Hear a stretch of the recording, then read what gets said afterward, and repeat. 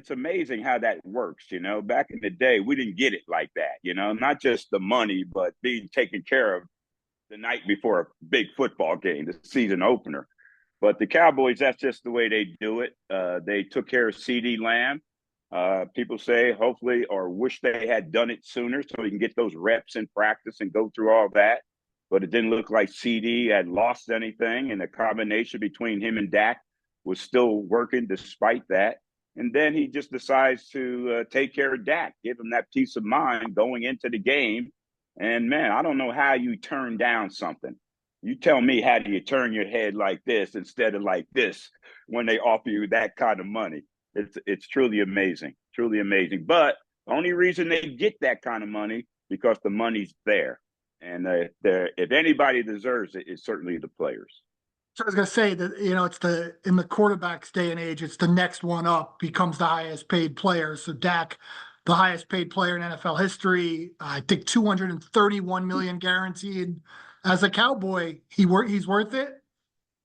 Absolutely. That's the market. I didn't establish it. Dak didn't establish that. Even Jerry Jones didn't establish that. The quarterback market, it's a commodity. Look at the quarterbacks around the league. Teams are suffering to find good quarterbacks. They're looking down the depth chart, to see who's available. But the Cowboys, Dak is that kind of quarterback, with all due respect, should be the quarterback of the Dallas Cowboys, simply because the way he carries himself, not just on the field as being a team leader, but the way he carries himself off the field, a la Roger Staubach, a la Troy Aikman, even a la Tony Romo. Carry yourself the right way off the field. And that's what Dak does. He says all the right things, and he says those things because he believes it. And what the players need to do is rally around Dak, because he's their leader. He's been there a while, longer than most of the guys there. So rally around him. And he's one of those guys that's in that locker room, very few, that knows what it takes to get to the playoffs. But they have nobody in that locker room right now that knows once they get to the playoffs what it takes to advance in the playoffs. But let's get there first. And we got a long way to go, a lot of football left to play. But I like the way that things have started for the Cowboys.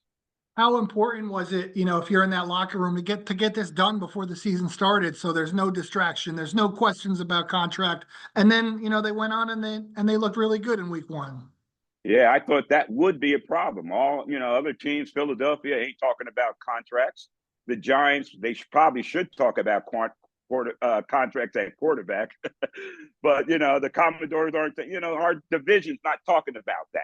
We're the only ones talking about paying players, signing players, extending players, and stuff like that. And it was all through training camp. CD missed all through training camp. Dak had that on his mind, plus being now a newlywed and a dad and all that, going on in his head. He needed all that solidified.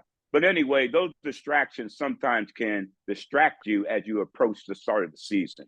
But it didn't look like that bothered them at all going into this game. They dominated Cleveland, which to me was a surprise because Cleveland's a good football team, and going there to play, tough.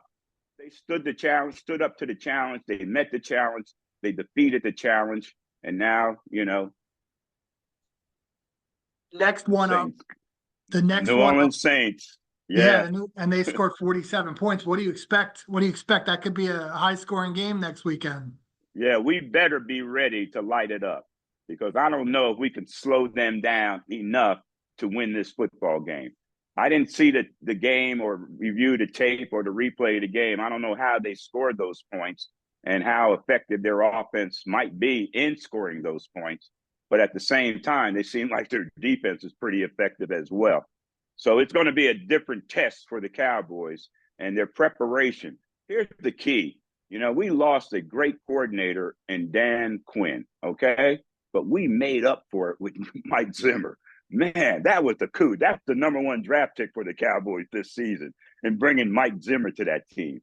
He is just a defensive guru, and whatever problems an offense brings to the Cowboys, I got confidence Mike Zimmer will come up with a way to either slow that down, contain it, stop it altogether.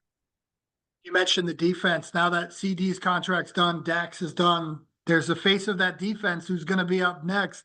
Does all this money getting thrown around affect him, or they have to do whatever they can do to keep him in Dallas forever? Yeah, I know you're talking about number 11. I know you don't mean Danny White. I know you don't mean Danny White. I know you mean Michael Parsons. But yeah, he'll get his. All Michael has to do is be patient, stay healthy, do his job, be the leader on that defense, play like he did against Cleveland, lead that defense, inspire the other guys, and he'll get his. And what he should know is that, hey, Mr. Jones will eventually take care of his star players. You know, it took a while for CD, but he got his. It took a while for Dak, but he got his. Michael Parsons might take a while, but he'll get his as well. He'll get his. Just be patient. And then last thing, we've seen them each play one game. The Eagles winning in Brazil, and then your Cowboys team to beat in the NFC East through 1 week is The Philadelphia Eagles. I think they got, when you look at their roster, their offense, they're all veterans. Their offensive line for Hurts is good, great. You know, they show up the running game with Barkley. Are you kidding me? You know, but here's the deal. Why did the NFL go to Brazil to play? You know, why you make these guys go through that kind of situation? You take a team twice out of St. Louis. You take a team out of San Diego. Go to those places. Help those fans out. You know, Brazil.